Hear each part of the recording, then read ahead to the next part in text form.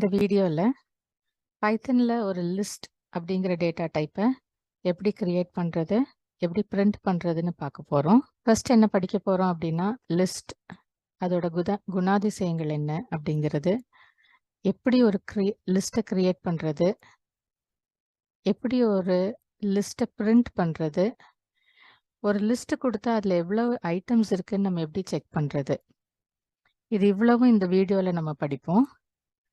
இன்னும் உங்களுக்கு தெரிஞ்சுக்கணும் அப்படின்னா பைத்தன் ஃபார் பிகினர்ஸ்ங்கிற கோர்ஸில் நீங்கள் பார்க்கலாம். நிறைய ஐட்டம்ஸ் நம்ம ஒரே வேரியபிளில் ஸ்டோர் பண்ணணும் அப்படின்னா நம்ம லிஸ்ட்டுங்கிற டேட்டா டைப்பை யூஸ் பண்ணுவோம். இங்கே எக்ஸாம்பிள் பார்த்தீங்கன்னா பயோகிராஃபி, காமிக்ஸ், ஹாரர் அப்படி நிறைய ஸ்ட்ரிங்ஸ் இருக்கு. இந்த ஸ்ட்ரிங் எல்லாமே எனக்கு புக் டைப்ஸ் அப்படிங்கிற வேரியபிளில் ஸ்டோர் பண்ணணும். இதுக்கு நம்ம லிஸ்ட்டுங்கிற கான்செப்டை யூஸ் பண்ண போகிறோம். லிஸ்டோட சின்டாக்ஸ் என்ன அப்படின்னு பார்க்கறதுக்கு முன்னால் ஒரு எக்ஸாம்பிள் கொடுத்துருக்கேன். அந்த சின்டாக்ஸில் ஃபஸ்ட்டு வேரியபிளோட பேர் எழுதணும். அதுக்கப்புறம் அசைன்மெண்ட் ஆப்ரேட்டர் ஈக்குவல் டு போடணும். லிஸ்ட் அப்படின்னு சொல்லணும்னாலே நம்ம அந்த ஸ்கொயர் ப்ராக்கெட்டை போடணும். அதனால் அந்த ஸ்கொயர் ப்ராக்கெட் அது முடிஞ்சதுக்கப்புறம் என்னென்ன ஐட்டம்ஸ் அந்த லிஸ்ட்டில் இருக்கணுமோ அந்த எல்லா ஐட்டம்ஸையும் ஒவ்வொன்றா போடலாம். லிஸ்ட்டுக்குன்னு சில குணாதிசயங்கள் இருக்குது. இது நான் ப்ரிமிட்டிவ் டேட்டா அப்படின்னு சொல்கிறோம். சில டேட்டா டைப்ஸ் பைத்தன்லேயே இருக்குது. அது இல்லாமல் ப்ரோக்ராமராக ஒரு புது டேட்டா டைப் கிரியேட் பண்ணுனா அதை நான் ப்ரிமிட்டிவ் டேட்டா அப்படிங்குவோம். லிஸ்ட் ஒரு கலெக்ஷன் ஆஃப் ஐட்டம்ஸ், நிறைய ஐட்டம்ஸை சேர்ந்து இருக்கிற ஒரு டேட்டா டைப் தான் லிஸ்ட்டு. அந்த டேட்டா டைப் ப்ரிமிட்டிவ் டேட்டா டைப்பாக இருக்கலாம், இல்லைன்னா நான் ப்ரிமிட்டிவ் டேட்டா டைப்பாக இருக்கலாம். ப்ரிமிட்டிவ் டேட்டா டைப் அப்படின்னா இன்டீஜர், ஃப்ளோட், காம்ப்ளெக்ஸ் இதெல்லாம் ப்ரிமிட்டிவ் டேட்டா டைப். அதே மாதிரி பூலியன், ஸ்ட்ரிங்ஸ். ஆனால் நான் ப்ரிமிட்டிவ் டேட்டா டைப் அப்படின்னா அதில் ஒரு கலெக்ஷன் ஆஃப் நிறைய ஐட்டம்ஸ் இருக்கும்.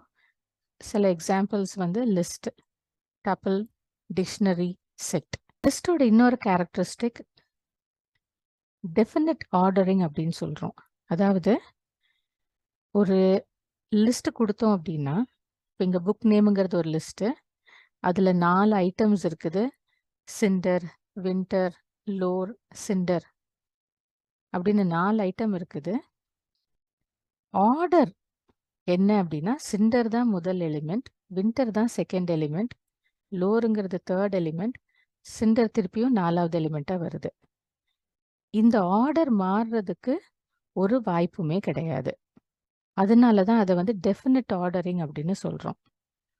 அதே மாதிரி நம்ம சிண்டர் அப்படிங்கிற அந்த ஐட்டம் 2 தடவை வந்திருக்கு. ஒரு லிஸ்ட்டில் டூப்ளிகேட் ஐட்டம்ஸ் நம்ம அலோவ் பண்ணுவோம். லிஸ்ட்டோட ஒரு பேசிக் கேரக்டரிஸ்டிக் இண்டெக்ஸிங் அப்படிங்குவோம். இண்டெக்ஸிங் அப்படின்னா என்ன அப்படின்னா இப்போ இந்த புக் நேம் இருக்குது, இதில் இருக்கிற ஒவ்வொரு ஐட்டம்க்கும் ஒவ்வொரு நம்பர் கொடுப்போம். அதை தான் இண்டெக்ஸ்ன்னு சொல்லுவோம். இப்போ ஒரு எக்ஸாம்பிளுக்கு சிண்டர், இந்த லிஸ்ட்டை நம்ம எடுத்தோம்னா சிண்டருங்கிறது 0th ஐட்டம், வின்டருங்கிறது first item, lore second item, cinder திருப்பி தேர்ட் ஐட்டம். நமக்கு இதில் ஒரு எலிமெண்ட் ஆக்சஸ் பண்ணணும் அப்படின்னா அதோட இண்டெக்ஸ் வச்சு மட்டும்தான் ஆக்சஸ் பண்ண முடியும். அந்த இண்டெக்ஸு 0ல் ஸ்டார்ட் ஆகும். மொத்தம் 4 எலிமெண்ட் இருக்குது. அதனால கடைசி எலிமெண்ட்டு 3 அப்படிங்கிற ஒரு இண்டெக்ஸில் வரும். That is n-1. List mutable அப்படிங்கிறோம். புக் நேம்க்கு 4 ஐட்டம்ஸ் கொடுத்துட்டோம். என்னால் புக் நேமில் இருக்கிற ஐட்டம்ஸை மாற்ற முடியும் அப்படின்னா அதை நான் மியூட்டபிள் அப்படிங்கிறேன். ஃபஸ்ட்டு புக் நேமில் 4 ஐட்டம் இருந்துச்சு, ஆனால் 4வது லைனில் பார்த்தீங்கன்னா நான் திருப்பியும் புக் நேமுங்கிறத ஐட்டம்ஸை மாற்றி 2 ஐட்டம் மட்டும் இப்போ வச்சுருக்கேன். எல்லா டேட்டா டைப்லையும் இந்த மாதிரி மாற்ற முடியாது, லிஸ்ட்டில் மாற்ற முடியும். அதனால இதை மியூட்டபிள் டேட்டா டைப் அப்படின்னு சொல்கிறோம். ஒரு லிஸ்ட் ஃபுல்லாக நம்ம பிரிண்ட் பண்ணணும் அப்படின்னா பிரிண்ட் அப்படிங்கிற பில்ட்-இன் மெத்தடை நம்ம யூஸ் பண்ணுவோம். அதுக்கு பேராமீட்டரா என்ன வேரியபிள் நேமோ அதை பாஸ் பண்ணணும். இங்க ஒரு எக்ஸாம்பிள் பார்க்கலாம் நம்ம. இந்த எக்ஸாம்பிள் படி பார்த்தா பிரிண்ட் நம்மளோட லிஸ்டோட பேரு புக் டைப்ஸ். அதனால அதை வந்து பேராமீட்டரா பாஸ் பண்ணியிருக்கோம். இது இவ்வளவும் புரிஞ்சுது அப்படின்னா உண்மையாவே நமக்கு பண்ண தெரியுமா, ஒரு லிஸ்ட்டை எழுத தெரியுமாங்கிறது இந்த எக்ஸாம்பிள் வச்சு நம்ம பார்க்கலாம். இந்த லிஸ்ட்டை கிரியேட் பண்ணணும் வித் என்ன நம்பர்ஸ் 101ல இருந்து 110 வரைக்கும் உள்ள நம்பர்ஸ் வச்சு அதுக்கு நான் பேரு புக் அண்டர்ஸ்கோர் ஐடின்னு கொடுக்குறேன். இதில் ஈக்குவல் டு கொடுத்துட்டு ஸ்கொயர் ப்ராக்கெட் கொடுத்துட்டு அந்த ஸ்கொயர் ப்ராக்கெட்டுக்கு உள்ள எல்லா ஐட்டம்ஸையும் நான் எழுதுறேன். இது எனக்கு பிரிண்ட் பண்ணணும் அப்படின்னா பிரிண்ட் அப்புறம் அந்த இதோட பேர் கொடுக்கணும், அதாவது புக் ஐடி. ரன் பண்ணி பார்த்தா நம்ம இப்போ ஒரு லிஸ்ட்டை கிரியேட் பண்ணியாச்சு. ஒரு லிஸ்ட்ல உள்ள எலிமெண்ட்ஸோட டேட்டா டைப் என்னவா இருக்கலாம்? நம்ம ஃபர்ஸ்ட் ஒரு எக்ஸாம்பிள் எழுதுனதுல இந்த லிஸ்ட்ல ஒவ்வொரு டேட்டா ஐட்டமும் ஸ்ட்ரிங்கா இருக்குது. ரெண்டாவது இப்போ நம்ம எழுதின எக்ஸாம்பிள்ல ஒவ்வொரு ஐட்டமும் இன்டீஜரா இருக்குது. இந்த மாதிரி நம்ம என்னெல்லாம் கொடுக்கலாம்? ஃபார் எக்ஸாம்பிள் ஒரு லிஸ்ட் அதுக்குள்ள எப்படி நம்ம ஸ்ட்ரிங் எழுதணுமோ, எப்படி இன்னொரு இன்டீஜர் எழுதணுமோ, ஒரு லிஸ்ட்ல ஒவ்வொரு எலிமெண்ட்டும் லிஸ்ட் ஆஃப் லிஸ்ட்ஸ். அதே மாதிரி ஒரு லிஸ்ட்டுக்குள்ள ஒவ்வொரு ஐட்டமும் ஒரு டப்பிளா இருக்கலாம், அதாவது லிஸ்ட் ஆஃப் டப்பிள்ஸ். அதே மாதிரி ஒரு லிஸ்ட்டுக்குள்ள ஒவ்வொரு ஐட்டமும் டிக்ஷனரியா இருக்கலாம். இதை நம்ம லிஸ்ட் ஆஃப் டிக்ஷனரிஸ் அப்படின்னு சொல்லலாம். ஒரு லிஸ்ட்டுக்குள்ள என்னெல்லாம் டேட்டா டைப்ஸ் இருக்கலாம்னு பார்த்தோம்.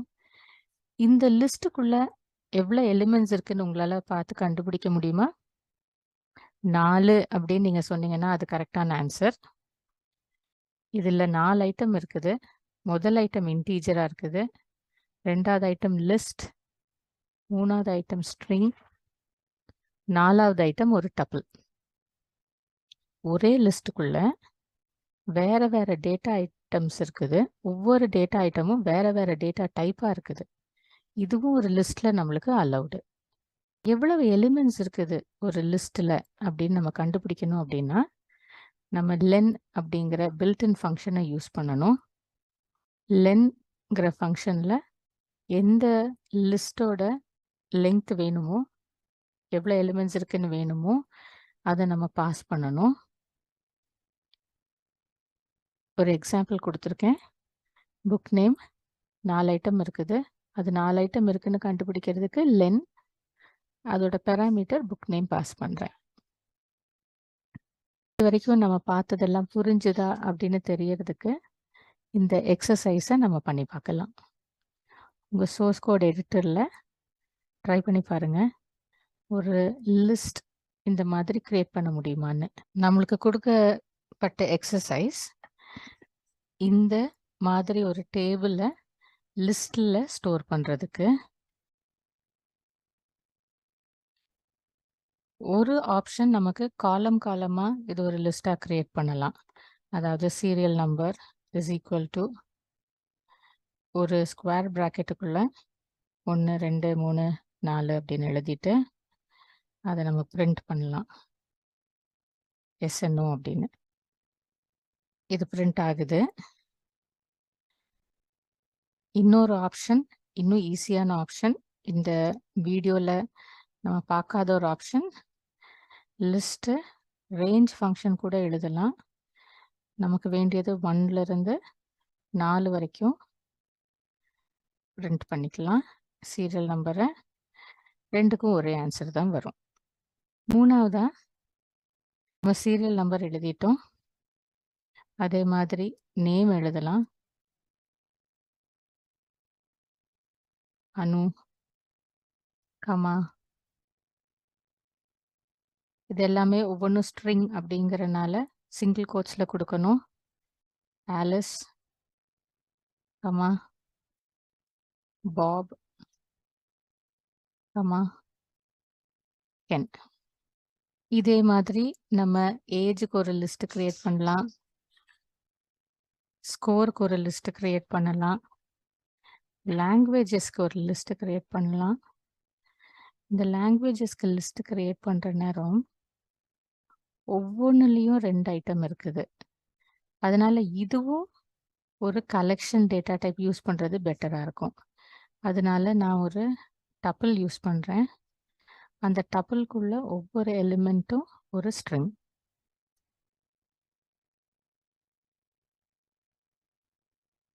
ரெண்டாவது ரோல சி ++ இருக்குது. அந்த டப்பிள் முடிஞ்சதுக்கப்புறம் ஒரு கமா கொடுக்குறோம். அடுத்த டப்பிளில் கோங்கிற எலிமெண்ட்டு, கடைசி டப்பிளில் HTML, CSS இது ரெண்டையும் நம்ம எழுதிக்கலாம். இப்போ என்ன கிரியேட் பண்ணியிருக்கோம் அப்படின்னா நிறைய லிஸ்ட் கிரியேட் பண்ணியிருக்கோம். ஏஜுங்கிற ஒரு லிஸ்ட்டு, ஸ்கோருங்கிற ஒரு லிஸ்ட்டு, லாங்குவேஜஸ்ங்கிற ஒரு லிஸ்ட்டு. இதை பிரிண்ட் பண்ணுனா நம்ம 5 டிஃப்ரெண்ட் லிஸ்ட் கிரியேட் பண்ணி வச்சுருக்கோம். ஆனால் நமக்கு வேண்டியது இது எல்லாமே ஒரே ஒரு லிஸ்ட்டா.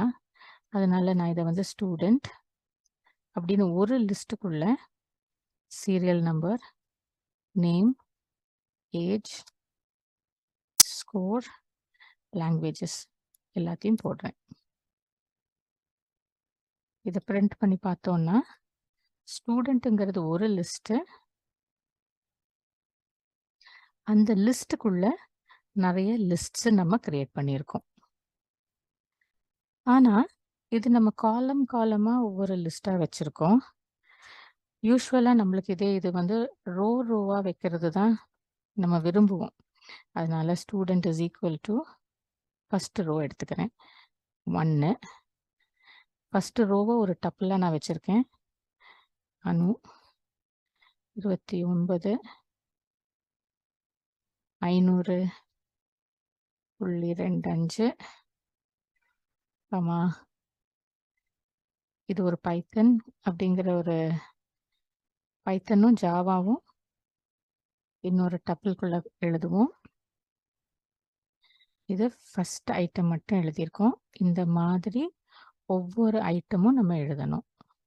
ஃபர்ஸ்ட் டப்பிள், ஃபர்ஸ்ட் ரோ, ஒரு கமா, அதுக்கப்புறம் செகண்ட் டப்பிள், செகண்ட் ரோ, கடைசி டப்பிளுக்கு அப்புறம் கமா கொடுக்க மாட்டோம். இந்த எல்லா டப்பிள்ஸையும் ஒரு லிஸ்ட்டுக்குள்ளே வச்சுருக்கோம். இப்போ இதை பிரிண்ட் பண்ணி பார்த்தோம்னா பிரிண்ட் ஸ்டூடெண்ட் நமக்கு வேண்டிய மாதிரி ரோவா இந்த லிஸ்ட்டில் ஸ்டோர் ஆயிருக்கு. இந்த வீடியோக்கு ஸ்கோப்புக்கு வெளியில் இருக்கிற ஒரு சிம்பிளான ஒரு ஆப்ஷன் இருக்குது. இதை கிரியேட் பண்ணுறதுக்கு ஸ்டூடெண்ட் இஸ் ஈக்குவல் டு லிஸ்ட்டுங்கிற கன்ஸ்ட்ரக்டர் யூஸ் பண்ணி ஜிப்புங்கிற ஃபங்க்ஷன் நம்ம யூஸ் பண்ணி பண்ணலாம். சீரியல் நம்பரில் இருக்கிற ஃபர்ஸ்ட் எலிமெண்ட், நேமில் இருக்கிற முதல் எலிமெண்ட், ஏஜில் இருக்கிற முதல் எலிமெண்ட், ஸ்கோரில் இருக்கிற முதல் எலிமெண்ட், லாங்குவேஜஸில் இருக்கிற முதல் எலிமெண்ட், அதுக்கப்புறம் ரெண்டாவது செகண்ட் எலிமெண்ட்ஸ் எல்லாத்துலேயும் இப்படி ஒவ்வொன்றா எடுத்து ஒரு லிஸ்ட்டை க்ரியேட் பண்ணும். இது நம்ம பிரிண்ட் பண்ணி பார்த்தோம் அப்படின்னா நம்ம இதை எப்படி பண்ணியிருக்கோமோ அதே எஃபெக்ட் தான் ஜிப் ஃபங்க்ஷன் யூஸ் பண்ணுறதுலையும் இருக்குது. உங்களுக்கு இந்த கோடெல்லாம் வேணும் அப்படின்னா டிஸ்கிரிப்ஷன் செக்ஷனில் எங்கள் GitHub லிங்க் கொடுத்துருக்கோம். அங்கேருந்து நீங்கள் எங்கள் கோடை ஆக்சஸ் பண்ணிக்கலாம். இந்த வீடியோவை பார்த்ததுக்கு நன்றி.